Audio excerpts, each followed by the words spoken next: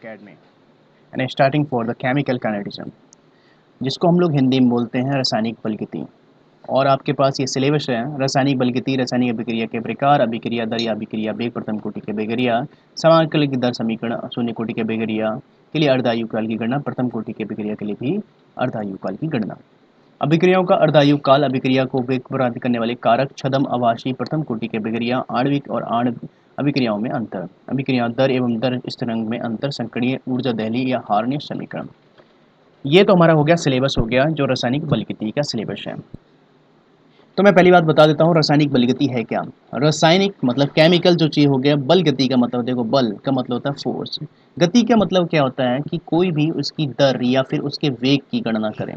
ऐसी अभिक्रियाएं जिस अभिक्रियाओं में हम लोग उसकी गतियों का अध्ययन करें, वो किस गति के, जो अभिक्रिया है वो किस टाइप की गति कर रहे हैं, ऐसी अभिक्रियाओं को हम लोग रासायनिक बलगति बोलते हैं, जिसको इंग्लिश में हम केमिकल काइनेटिज्म बोलते हैं। काइनेटिज्म का मतलब होता है हमारे पास कि उसमें वेग आ जाना, क्योंकि काइनेटिक का फॉर्मूला होता है काइनेटिक एनर्जी, या फिर आप बोल सकते हो गतिज ऊर्जा, K E equal to half m v square, मतलब हाफ एम भी स्क्वायर। इसका मतलब ये हो गया कि उसमें क्या आ जाना, हमारे पास वेलोसिटी या वेग आ जाना। तो ऐसी अभिक्रियाओं का अध्ययन किया जाता है जिन गतियों में हम लोग जिनकी अभिक्रियाओं में हम लोग गतियों का अध्ययन किया जाता है। ओके, तो ये जैसे आपके पास लैंग्वेज लिखी है, इसमें रसायन विज्ञान की वह शाखा जिसमें रासायनिक अभिक्रिया, वेग, अभिक्रियाओं के वेग को प्रभावित करने वाले कारक, रासायनिक अभिक्रिया क्रियाविधि का अध्ययन किया जाता है, रासायनिक बलगति की कहलाता है। देखो, रासायनिक बलगति का मतलब होता है कि कोई भी जो अभिक्रिया, रासायनिक अभिक्रिया हो रही हैं, उनकी दर को ज्ञात करना, उनके वेग को ज्ञात करना ही हमारे पास रासायनिक बलगति कहलाता है। पहली बात, ये चैप्टर का एक एक लोगो है या फिर टाइटल है, रासायनिक बलगति होता क्या चीज़ है। ओके, जिसमें हमारे पास इसमें जो प्रभाव पड़ते हैं अभिक्रियाओं में, वो हो सकता है ताप का भी हो सकता है, दाब का हो सकता है हमारे पास, और ताप का भी हो सकता है। ध्यान रखना, जो रासायनिक बलगति है, जो केमिस्ट्री की वही शाखा है जिसको बोलते हैं फिजिकल केमिस्ट्री या हम भौतिकी शाखा बोल सकते हैं केमिस्ट्री की, या भौतिकी रसायन बोल सकते हैं। रीज़न इसलिए है क्योंकि इसमें आपके पास वेग आ जा रहा है, या फिर आपके पास ताप आ जा रहा है, दाब आ जा रहा है, या टेम्परेचर आ जा रहा है। तो ऐसी अभिक्रिया हमारे पास रासायनिक बलगति या फिर हमारे पास भौतिकी रसायन के अंतर्गत आती हैं। तो देखो, रासायनिक बलगति हमारे पास 3 प्रकार की होती हैं। देखो, इनको अलग अलग तरीक़ों से बांटा जाता है, वेग के आधार पर बांटा जाता है। जिसका वेग ज़्यादा अच्छा होगा वो तीव्र गति की होती है, जिसका कम होगा वो मंद गति की होंगी, और जिसका वेग बिटवीन बीच में होगा वो इसकी मध्य की अभिक्रिया होंगी। जैसे मैं आपको बता देता हूँ, तीव्र अभिक्रिया वे अभिक्रिया हैं जो तेज़ी से चलती हैं, ओके, और कुछ समय पूर्ण हो जाती हैं। देखो, कुछ समय कुछ अभिक्रियाओं को बहुत जल्दी, बहुत सडनली वर्क होता है। जैसे हमारे पास मान ले सकते हैं 10 की पावर -16 से लेकर 10 की पावर 14 सेकंड तक का समय लेते हैं ये तेज अभिक्रियाओं में, तीव्र अभिक्रिया में। ध्यान रखना है ये बातों को, 10 की पावर -16 से लेकर 10 की पावर -14 सेकंड। यहाँ पे जैसे मैंने इसी पर लिखा है इधर, एक इस प्रकार की अभिक्रिया जिसमें 10 की पावर -12 है, ये 10 से 12 सेकंड नहीं है, बल्कि इतना सा जो देर है आपके पास 10 की पावर -12 सेकंड से अभिक्रिया कम पूर्ण समय लेती हैं। ऐसी अभिक्रियाओं को हम लोग तीव्र अभिक्रिया कहते हैं। लेकिन जो मापना प्रयोग, ये इसको जो देखो, इतनी सडनली अभिक्रियाएं होती हैं कि इसको मापना थोड़ा संभव नहीं होता है, क्योंकि इतने समय के अंतराल में हम लोग किसी अभिक्रियाओं का मापन नहीं कर सकते हैं।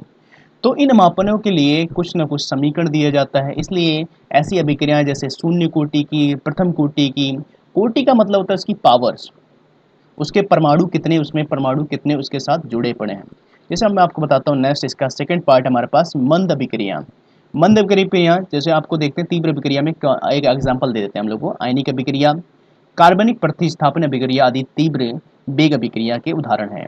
मंद अभिक्रिया में हमारे पास आ जाता है वे रासायनिक अभिक्रिया जो पूर्ण होने में बहुत अधिक समय लेती हैं, उन्हें मंद अभिक्रिया कहते हैं। नाम से ही वैसे क्लियर होते जा रहा है कि ऐसी अभिक्रियाएं जिनको पूर्ण होने या पूरा कंप्लीट होने के लिए अधिक से अधिक समय इस्तेमाल किया जाता है। तो ऐसी अभिक्रिया को हम लोग कौन सी अभिक्रिया बोलते हैं, हमारे पास मंद अभिक्रिया बोलते हैं। जैसे लोहे पर जंग लगना हो जाता है, ऐसी अभिक्रिया कैसे करती है, जंग लगने में काफ़ी टाइम लग जाता है, ऐसी अभिक्रिया क्या हो जाती है, हमारे पास मंद अभिक्रिया कहलाई जाती है। जैसे एक और एग्जाम्पल है हमारे पास अमोनिया का बनना, हैबर विधि के द्वारा हमारे पास अमोनिया का बनना भी, जो अमोनिया इतनी सडनली नहीं बनता बल्कि बहुत धीरे धीरे बनता है, N2 + S2 = NH3। ओके, तो ये मंद अभिक्रियाएं कहलाई जाती हैं। और मध्यम अभिक्रियाएं वो अभिक्रियाएं कहलाई जाती हैं जो इनके बीच में हो, ना तो तेज हो और ना ही वो, जैसे आपने ये देख रहे हो कि मध्यम अभिक्रिया है क्या। वे अभिक्रिया जिनका वेग, वे अभिक्रियाएं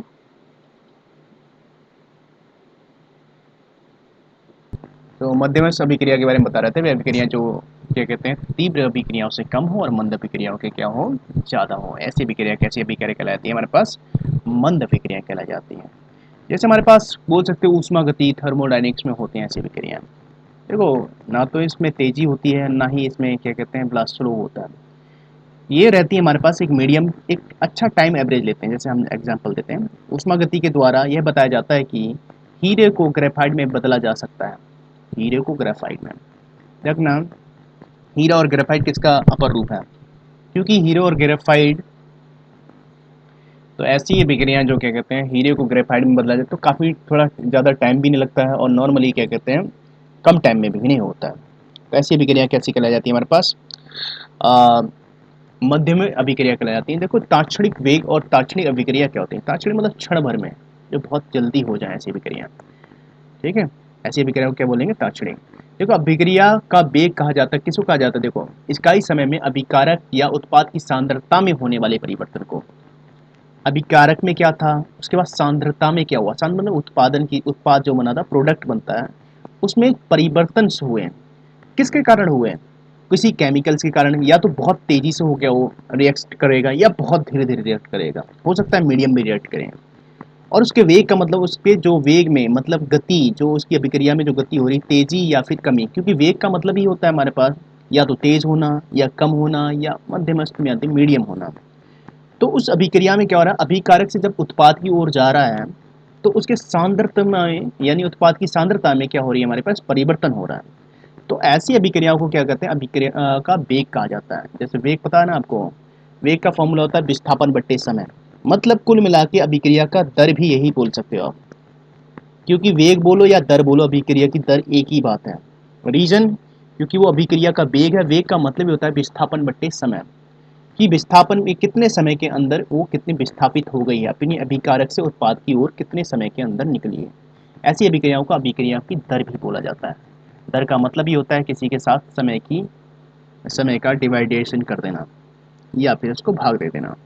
तो देखो इसमें बताते हैं हम लोग सांद्रता का जैसे फॉर्मूला है मोल लीटर पर सेकेंड, सेकेंड इस इनवर्स, ठीक है। तो ये हमारे पास मैं आपको दे देता हूँ इस चीज़ का क्या कहते हैं यूनिट है इसकी या मात्रक है। तो अभिक्रियाओं का वेग होता है देखो उत्पादक या क्रियाओं की सांद्रता में परिवर्तन बट्टे परिवर्तन में लगा समय। रियल में देखा जाए तो वेग होता है विस्थापन बट्टे समय, राइट ना। ओके तो अभिक्रिया का वेग बोला इसने, तो अभिक्रिया में क्या चीज आती है, दो चीज आती हैं। एक होता है उत्पादक और एक होता है अभिकारक। अभिकारक जो भाग लेने वाला होता है, उत्पादक मतलब जो बनता है। तो चेंजेस तो अभिकारक में तो आने वाला है नहीं, रीजन किस में आने वाला है चेंज, हमारे पास उत्पाद में आने वाला है। तो उत्पाद में जो भी परिवर्तन हुए हैं क्रिया के कारण और कितने समय में हुए हैं, इसी को अभिकारक का वेग बोला जाता है। सपोज दैट मैं समय ना लूँ तो वेग कहला जाएगा, बिल्कुल नहीं कहला जाएगा, ध्यान रखना। क्यों, क्योंकि वेग का मतलब ही है समय के साथ आगे बढ़ना या विस्थापित होना। तो अभिक्रिया का वेग सामान्यतः औसत वेग द्वारा प्रदर्शित किया जाता है। औसत वेग का मतलब होता है कुल वेग बट्टे कुल समय हो जाता है। ओके एंड नेक्स्ट आगे चलते हैं हम लोग इसी के। तो अभिक्रिया का वेग या अभिक्रिया की दर जो मैंने बताई थी आपको, वो बताई थी किसी उत्पादक की सांद्रता में होने वाले परिवर्तन बटे समय के साथ, उसी को हम लोग बोलते हैं अभिक्रिया की दर। जैसे हमारे पास ये आगे हमारे नोट्स दिख रहे हैं और इससे पहले भी मैं दे चुका हूँ। तो अभिक्रिया की जो दर है या अभिक्रिया का जो वेग है वो तीन प्रकार से हम लोग दिखा सकते हैं। नंबर वन शून्य कोटि की अभिक्रिया, नंबर टू प्रथम कोटि की अभिक्रिया, नंबर तीन द्वितीय कोटि की अभिक्रिया। ध्यान रखना शून्य कोटि की अभिक्रिया का मतलब है जो अभिक्रियाएं जिसका परमाणु या फिर जिसकी घात हमारे पास कितना होना चाहिए, शून्य होने चाहिए। तो ऐसी अभिक्रिया हमारे पास शून्य कोटि की अभिक्रिया, जैसे मैं दिखा रहा हूँ आपके यहाँ आगे देखो शून्य कोटि की अभिक्रिया के बारे में बता रहा हूँ। और ये इसकी एक पीडीएफ है, देखते रहना जरा। ओके ये शून्य कोटि की अभिक्रिया वे अभिक्रियाएं कहलाती हैं जिनका वेग किसी कारक की सांद्रता के शून्य घात के समानुपाती होती है। जो मैंने बता दिया उसकी पावर कितनी हो जाएगी यहाँ पर, जीरो। तो देखो सीधे सीधे बोलो ए इजकल टू उत्पाद बना है, मतलब उत्पाद कह सकते हो कुल मिला के बना ही नहीं है। हो सकता है बना हो लेकिन उत्पाद यहाँ पे कुछ भी नहीं है जिसकी पावर जीरो हो। इसको हमने बोला, देखो अभी देखो यह शून्य कोटि की अभिक्रिया कहलाती है जब जब अभिक्रिया दर वेग बराबर होता है हमारे पास के ए। देखो बात सुनो, क्योंकि ध्यान रखना यहाँ पे के की पावर या ए की पावर कितनी है, जीरो। गलती से यहाँ पे जीरो आपके नीचे दिख रहा है, पावर वन है, जीरो है। जब किसी भी चीज़ की पावर जीरो हो जाती है उसकी वैल्यूज कितनी हो जाती है हमारे पास, एक हो जाती है। ओके, तो क्रिया का मात्रक शून्य घात का मान इकाई होता है अर्थात अभिक्रिया दर। देखो सुनना, आपके पास जब कोई अभिकारक से कोई उत्पाद में जाता है तो उसकी दर में या उसकी क्या कहते हैं, उसकी उत्पाद से लेकर सांद्रता में कहीं ना कहीं कमियां हो जाती हैं। इसलिए इसका माइनस में हम लोग चिन्ह लेते हैं, minus D upon D T बोलेंगे। ठीक है, okay. D equal to D T equal to K A की पावर जीरो। ए की पावर जीरो जब हो जाएगी तो उसका मान कितना हो जाएगा हमारे पास, वन हो जाएगा। ओके, तो जैसे minus D A upon D T दिख रहा है आपको, इजकल टू के मल्टीप्लाई वन, मतलब ए की पावर जीरो का मतलब वन। तो डी ए इधर हमारे पास क्या हुआ, टी इधर साइड चला जाएगा हमारे पास, d a equal to minus k t. अब जब मैं आपको बता चुका हूँ कि डी जहाँ पे आता है किसी चीज़ के लिए तो उसका क्या किया जाता है, समाकलन किया जाता है। क्योंकि कोई भी समाकलन तभी किया जाता है जब कोई भी छोटी चीज़ होती है। दोनों साइड मैंने समाकलन कर दिया, एक डी ए के साइड कर दिया और लेफ्ट हैंड साइड में भी समाकलन और राइट हैंड साइड में कर दिया। तो जब डी ए का समाकलन होगा तो कितना आएगा आंसर इसका, के ए आएगा, सॉरी। और के डी टी का कितना हो जाएगा, वो डी टी का समाकलन कितना होता है, सिर्फ टी होता है। लेकिन दो प्रकार के समाकलन होते हैं, एक निश्चित समाकलन होता है, एक अनिश्चित समाकलन होता है। निश्चित समाकलन का मतलब होता है किसी चीज़ की लिमिट देना, सीमा देना, लेकिन यहाँ पे लिमिट है नहीं, इसलिए हम लोग यहाँ पे लगाते हैं जो समीकरण 2 में आपको दिख रही है वो प्लस सी लगाते हैं। यहाँ डी ए का मतलब ए आ गया और टी का मतलब टी आ गया, लेकिन ये सी क्या है हमारे पास, एक स्थिरांक वैल्यू है। अब देखते हैं हम लोग प्रारंभिक स्थिति में कि सी की वैल्यू कितनी होगी। प्रारंभिक स्थिति में टी कितना होना चाहिए हमारे पास, जीरो होना चाहिए। जब टी जीरो हो जाएगा और ए तो ए किसके बराबर हो जाएगा, ए जीरो के बराबर हो जाएगा।